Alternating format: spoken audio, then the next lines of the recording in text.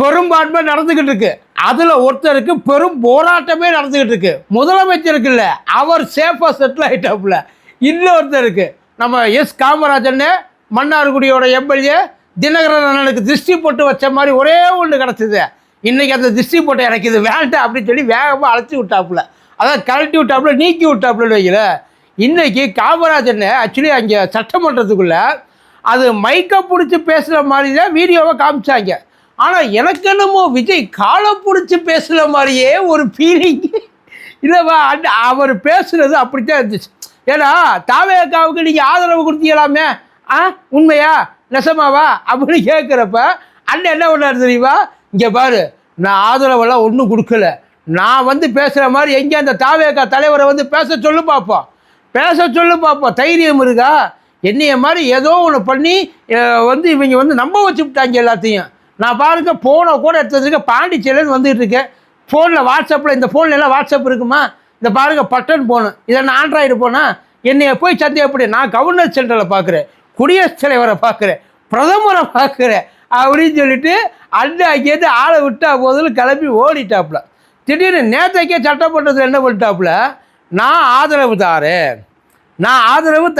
அப்படின்ட்டாப்புல. என்னையாடு உள்ளுக்குள்ளே போய் கேட்குறப்ப தான் தெரிஞ்சது, எனக்கு இப்படி ஒரு சாய்ஸ் இதுவே கிடைக்குமா ராஜா.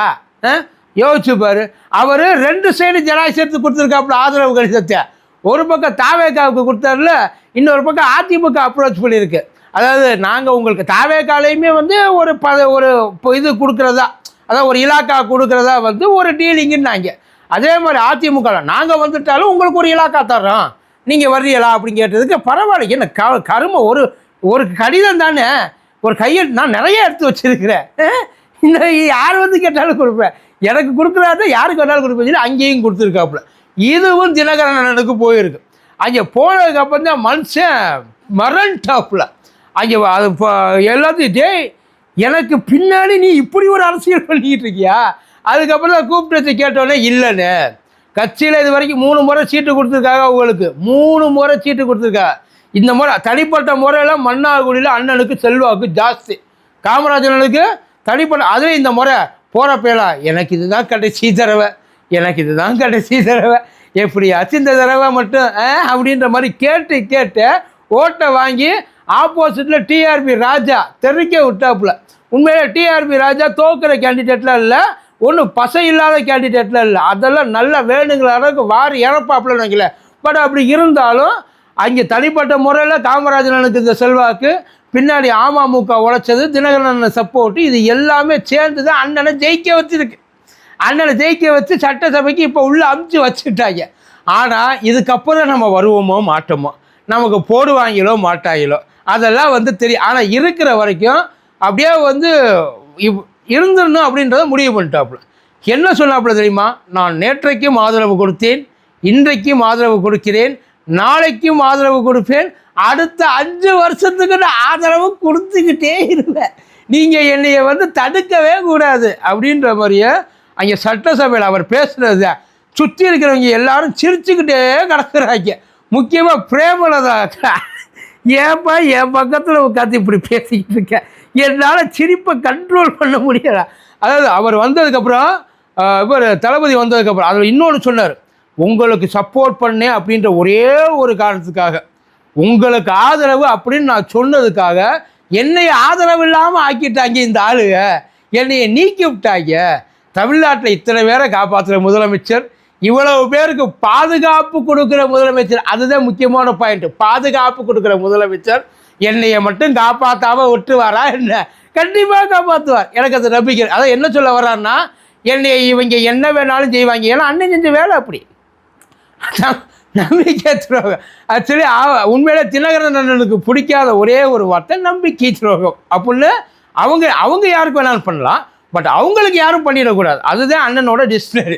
அதனால் அண்ணன் வந்து செம்ம காண்டில் இருக்கிறாரு காமராஜன் மேலே அப்படின்றது கன்ஃபார்மு, அதில் மாற்று கட்சி கிடையாது. ஒட்டு மொத்தமாக என்டையர் கட்சியையும் பகைச்சிக்கிட்டு, அது சின்ன கட்சியோ பெரிய கட்சியோ அதெல்லாம் அடுத்த பிரச்சனை, மொத்த கட்சியையும் பகைச்சிக்கிட்டு தாவேக்காவில் தஞ்சம் அடைஞ்சிருக்கிறாரு. இப்போ அதாவது அவர் அந்த அங்கே வச்ச சட்டமன்றத்தில் வச்ச ரிக்வஸ்ட் என்னென்னா, என்னையே எப்படியாச்சும் ஏற்றுக்கங்க, என்னையை தயவு செய்து தனியாக போட்டு விட்டுறாதீங்க, தனியாக என்னையை விட்டுட்டிய, அதுக்கப்புறம் என்னை நீங்கள் திரும்பி பார்க்கவே முடியாது, தயவு செய்து என்னையை தத்தெடுத்துக்கங்க. அதைத்தான் சொன்னார். அதாவது எம்ஜிஆர் ரேஞ்சுக்கு. அது அவரை பார்க்கும்போது, விஜயை பார்க்கும் அண்ணன் பேசுகிற பேசுப்பாது, விஜயை பார்க்கும்போது எப்படி இருந்துச்சுன்னா, மாபெரும் சபைதனில் நீ நடந்தால் மாலைகள் விழ வேண்டும் அப்படின்னு சொன்னதுக்கப்புறம் அடுத்த வரியை நீ மறந்துட்டடா கோபி, உனக்கு மறந்துட்ட, நீ சொன்னது எனக்கு யாவது நான் சொல்லட்டா, அதுக்கப்புறம் மாசு குறையாத மனது மாலைகள் விழ வேண்டும் சம்திங் ஏதோ ஒன்று. சபாநாயகர் சபையத்தான் நடத்தணும், கச்சேரியெல்லாம் வாசிக்கக்கூடாது. உங்களுக்கும் போட்டு கொடுத்துருக்குறாரு, அந்த நன்றி உணர்ச்சி உங்களுக்கு இருக்குந்தான், இல்லைன்னு சொல்லலை. பட் இருந்தாலும் கொஞ்சம் உங்களோட இதை கண்ட்ரோல் பண்ணிக்கங்க சபாநாயகர். ஐயா சபாநாயகர் நல்ல மனுஷன், இப்பயும் சொல்லிட்டு அவர் மேலே எந்த குறையும் கிடையாது, குத்தமும் கிடையாது. துணை சபாநாயகர் தான் ஏதோ லுங்கியோட கொஞ்சம் ஃப்ரீயாக போய் சில இடத்துல உட்காந்து சில பல சந்தேகங்களை தெளிவு பண்ணிட்டு வந்திருக்கிறாரு. அதை ரகசியமாக எந்த நாயோ எடுத்து ஃபோட்டோவோ வெளியில் போட்டுருச்சு. அந்த மேட்டருக்கு நம்ம அப்புறமா தனியாக டீல் பண்ணுவோம். இங்கே சபாநாயகர் போயிட்டா, இப்படி சப்போர்ட் பண்ணாலும் என்ன பண்ணிட்டாப்புல, திடீர்னு சபாநாயகர் சடனாக ஒரு பிரேக்கை போட்டாப்புல, ரிவர்ஸ் கியர். இங்கே பார், ஓ பிரச்சனை, பர்சனல் பிரச்சனையெல்லாம் வெளியில் வச்சுக்க, இங்கே பாயிண்ட்டுக்கு வா, ஏன் தேவையில்லாமல் பேசிக்கிட்டு இருக்க, உன் சொந்த கதையெல்லாம் கேட்கறதுக்கு நாங்கள் தயாராக இல்லை, அதுக்கு சட்டசபையை கூட்டலை, சுருக்கமாக என்ன சொல்ல வந்தியோ அதை சொல்லிட்டு கிளம்பு அப்படின்ட்டாப்புல. அதே மாதிரி அவர் தலைவர் தாவேக தலைவர் பொறுப்பு ஏற்ற உடனே 300 ரவுடிகள் சரணடைஞ்சிட்டாங்க திருச்சியில். தமிழ்நாடு சுத்தமாயிடுச்சு. திருச்சியில் மட்டும்தான் ரவுடி இருக்காங்களா என்ன? திருநெல்வேலியில் இல்லை, தூத்துக்குடியில் இல்லை, மதுரையில் இல்லை, வேறு எங்கேயும் சென்னையில் இல்லை. ஏன் நான் தெரியாது, சென்னையில் தானே நடக்கும், சென்னையில் இல்லை. ஏன் இவங்கெல்லாம் அப்போ முதல்வரை பார்த்து பயம் இல்லையா? சும்மா பேசுகிறன்றதுக்காக அதே மாதிரி பொறுப்பேற்ற 4வது நாள்லேயே அவர் கள்ளக்கடத்தல்காரங்க எங்கே இருக்காங்க தெரியல, கஞ்சா கடத்துறவங்க எங்கே இருக்காங்க தெரியல, இது போதைப் பொருளை விற்கிறவங்க எங்கே இருக்காங்க தெரியல, ஒட்டு மொத்தமாக தமிழ்நாடு பயங்கர சுத்தமாகிடுச்சு, படுத்தே விட்டான் ஐயா அப்படின்ற மாதிரி தான் இருந்துச்சு. அதாவது இப்போ அவருக்கு வேறு அதாவது என்ன மேட்ருனா, அந்த எம்எல்ஏ பதவி ஏற்கிறதுக்கு முன்னாடி ஆதரவு கடிதத்தை கொடுத்துருந்தாப்புனா ஆளை தூக்கியிருப்பாங்கன்னா எம்எல்ஏ பதவியை பறிச்சிருப்பாங்க, நீக்கியிருப்பாங்க. இவர் ஜெயிச்சது செல்லாது, நான் வாபஸ். இப்போ எம்எல்ஏ ஆகிட்டார், பதவியை ஏற்றுட்டார், இனிமேல் பதவி செக்யூர் ஆனதுக்கப்புறம் அடுத்தடுத்து நமக்கு என்ன பாசிபிலிட்டிஸ் இருக்குது ஐயா பார்க்க வேண்டியது தான், கேட்க வேண்டியது தான். அதான் 2 வருஷத்தில் எம்ஜிஆர் 20 வருஷம் சாதித்ததை, ஜெயலலிதா 8 வருஷத்தில் சாதித்ததை விஜய் 2 வருஷத்தில் சாதிச்சிட்டாப்புல. அந்த அளவுக்கு பயங்கரமான ஒரு டேலண்டான பொலிட்டீஷியன். இளைஞர்கள் அவர் பக்கம் இருக்கிறாங்க. ஐயா இது எல்லாம் நடந்தது தான், இல்லைன்னு சொல்லலை. கலைஞர் சொன்ன ஒரு வார்த்தையை நான் சொல்லிக்கிறேன், காற்றடிக்கிறப்ப பறவையும் பறக்கும், பேப்பரும் பறக்கும். காற்றடிக்கிறது அது எப்போ நிற்குதோ அப்போ தான் பறவை எது பேப்பர் இருந்தது புரியும். இது கலைஞர் சொன்ன வார்த்தை. நான் இவர் சாதாரணமாக இடம் போடல அவ்வளோ சீக்கிரம். ஏன்னா இவரோட ஆக்டிவிட்டீஸ் என்னென்னு இது வரைக்கும் நமக்கு தெரியல. இது வரைக்கும் அவர் செஞ்சது எல்லாமே நல்லா இருந்துச்சு. சிங்கப்பண்ணா இருக்கட்டும், அந்த 200 யூனிட் மின்சாரம் அது ஒரு ஃப்ராடு இருந்தாலும் பரவாயில்ல, கொடுத்துட்டாப்புல. ஏதோ ஒன்று கொடுக்கணுன்றதுக்காக கொடுத்துட்டாப்புல. அதுக்கப்புறம் அந்த போதைப் பொருள் தடுப்பு, அதுக்கப்புறம் இந்த பக்கம் டாஸ்மாக் மூடல், இது எல்லாமே மக்கள் வரவேற்கிறாங்க. மக்களுக்கு தேவையான ஒரு விஷயம். அதாவது அந்த ஃபினான்ஷியல் பர்டன், அதை நம்ம உள்ளுக்குள்ளே போக வேண்டாம். ஏன்னா அது என்ன எதுன்ற தெரியாது, ஏதாச்சும் ஒன்று பண்ணணும் அப்படின்ற ஒரே ஒரு காரணத்துக்கு. ஏன்னா முதல் சைனை போடுறப்பயே அவ்வளவு கொடுத்தியா, எதையாச்சும் ஒன்றையாவது நிறைவேற்றினியா அப்படின்றதையெல்லாம் கேட்க செய்வாங்க. அது ஒரு குத்தமாக போயிடும் அப்படின்றதுக்காக கொண்டாந்து விட்டாப்புல. ஆனால் அதுக்காக இப்படி அவருக்கு இனிமேல் அவர் நடக்கிறப்ப போயிட்டு கீழே கையை வச்சு தாங்க வைக்க போலையே, ஷூ போட்டிருக்காரு, மிதிச்சாருன்னா வலிக்கும். பார்த்து இல்லை, அது எல்லாத்தையும் பார்த்துக்க சார். ஒட்டு மொத்தமாக விட்டுட்டு ஆனால் அவர் சொல்லிட்டாரு, யார் சிரிக்கணுமோ சிரிங்க, யார் என்னை கேவலப்படுத்தணுமோ கேவலப்படுத்துங்க, எனக்கு எதை பற்றியும் கவலை இல்லை. என்னோட ஒரே எய்ம் நான் அமைச்சராகணும். முதல்ல இந்த எம்எல்ஏ பதவியில் நான் இருக்கணும், பயப்படாமல் வீட்டுக்கு போயிட்டு வரணும். மன்னார்குடிக்கு போகணும்ல, எல்லோரும் இருக்கிறாங்களா. இப்போ ஓட்டு போட்டவங்களாம் கேட்பாங்க, என்ன சார் பண்ணி ஓட்டு போட்டாங்களா, யாருக்காக ஓட்டு போட்டாங்க, உங்களுக்கு ஓட்டு போட்டாங்களா, விஜய்க்காக ஓட்டு போட்டாங்களா, விஜய் வேண்டான்னு சொன்னவங்க தானே உனக்கு ஓட்டு போட்டான். அப்போ நீ யாருக்கு துரோகம் பண்ண, அண்ணனுக்கு துரோகம் பண்ண, தினகரனுக்கு துரோகம் பண்ணுறது வேறு, அதெல்லாம் அடுத்த பிரச்சனை. உனக்கு ஓட்டு போட்டவனுக்கு நீ உண்மையாக இருக்கணும்ல. கட்சியில் அதான் என்னைய கண்ட்ரோலில் வச்சுருக்காங்க, அவங்க சேர்த்து தானே ஜெயிக்க வச்சாங்க, அவங்க சீட்டு கொடுக்குறாங்க, ஜெயிச்சிருப்பியா. 3வது முறை உங்களுக்கு ஏன் கொடுக்கணும்? அதான் உங்களுக்கு ஒரு வாய்ப்பு இருக்குன்னு தெரிஞ்சதுனால கொடுத்தாங்க. இதை வேற ஒரு ஆள் நிப்பாட்டி வச்சுருந்தா நீங்கள் என்ன தாவேக்கால போய் நின்றுப்பீங்களா, சேர்த்துப்பாங்களா உங்களை?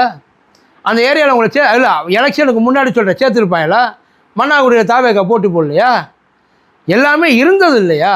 இப்போ யாருக்கு நீங்கள் துரோகம் பண்ணுறீங்க? நீங்கள் அதான் உங்களோட சுயநலம் மட்டும். நீங்கள் தினகரன் சுயநலமாக சொல்கிறீங்க. அவரோட அரசியல் மட்டும்தான் அவருக்கு முக்கியமாக போச்சு. என்னோட அரசியல் ஏன் அவர் எனக்காக பேசியிருக்கலாம் இல்லையா? பண்ணியிருக்கலாம். அதெல்லாம் வந்து அடுத்தப்பட்ட பிரச்சனை. அவருக்கு வந்து வேறு ஏதாச்சும் ஒரு பிளான் இருந்திருக்கலாம். இல்லை உங்களை வச்சுக்கிட்டு ஒரு ஆள் உள்ளுக்குள்ளே இருக்குது. ஒரு ஆளை வச்சு என்ன சார் பண்ண முடியும்? ஒரு ராஜ்யசபா சீட்டு வாங்க முடியுமா? உங்களை ஒரு ஆளை வச்சு கண்டிப்பாக உங்களை பத்திரமா பார்த்துக்கிட்டு இருந்திருப்பாங்க. உங்களுக்காக ஒரு சப்போர்ட்டு சட்டமன்றத்துக்குள்ள சப்போர்ட்டு கிடைக்கலனாலும் வெளியில் சப்போர்ட் பயங்கரமாக கிடச்சிருக்கு. அதான் இப்போ விஜயை பற்றி பேசுனா எல்லா இந்த சிண்டு சிறுசு பொண்டு பொடுசு இதெல்லாம் நம்மக்கிட்ட வந்துடும். நம்மளை பற்றி தூக்கி பேசுவாங்க. அதான் நம்மளை பற்றி உங்களை பற்றி என்னன்னே தெரியாது. ஏன்னா அங்கே இருக்கிற பல எம்எல்ஏக்கள் அப்படித்தான். அவங்கள பற்றி யாருக்குமே தெரியாது. ஓட்டு போட்டவங்களுக்கே தெரியாது. கொண்டாந்து உள்ளுக்குள்ளே தூக்கி உட்கார வச்சுருக்காங்க. அதனால தான் ஒவ்வொன்றா வெளில வருது. குடிச்சுவிட்டு ஆடினது, பாரில் உட்காந்து குடித்தது, அதுக்கப்புறம் கையை பிடிச்சி இழுத்தது, இது எல்லாம் நிறைய இருக்குது சார். தப்பு இல்லை. அதாவது சுயநலமாக இருக்கிறது தப்பு இல்லை. யாருக்கு ஆசை? உங்களுக்காக மட்டுமே நீங்கள் சுயநலமாக, கட்சிக்காக நீங்கள் சுயநலமாக இருக்க வேண்டாம். ஓட்டு போட மக்களுக்காக இருக்கலாம்ல. எங்கேயா போய் சொல்லுங்கள், நான் தாவேக்காவுக்கு ஓட்டு போடுறது தப்புன்னு மக்கள் சொன்னாங்கன்னா நான் பதவி விலகுறேன். எனக்கு ஓட்டு போட கட்சி முக்கியம் கிடையாது. கட்சியோட தலைவர் கூட உங்களுக்கு முக்கியம் கிடையாது. அது பிரச்சனை இல்லை. உங்களை நம்பி ஓட்டு போட்டான்ல, ஒட்டு மொத்தமாக போயிட்டு காலில் விழுந்து காலை பிடிச்சி கெஞ்சி கதறி, ஐயா சாமி என்னை நீ சேர்த்துக்க, எனக்கு அவங்க வேண்டாம், எனக்கு நீங்கள் தான் வேணும், நான் உங்கள் கூட வந்து சேர்ந்துடுறேன். கட்சி தாவல் பண்ணவும் முடியாது. ஆதரவு தான் கொடுக்கலாம். கட்சி தாவல் முடியாது. ஆனால் இது ஒரு ஆள் தானே இருக்கார், ஒரு எம்எல்ஏ தானே இருக்கார். ஒரு கட்சியில் இருக்கிற அதாவது 3ல் 2 பங்கு, 3 பங்குமே அவர் தான்ப்பா. இதில் கட்சி தாவலும் செல்லாது. அவர் தாராளமாக போகலாம். கட்சியில் இருந்து வேற நீக்கலாமே தவிர தாராளமாக அவர் போகலாம். இதுதான் நடைமுறை.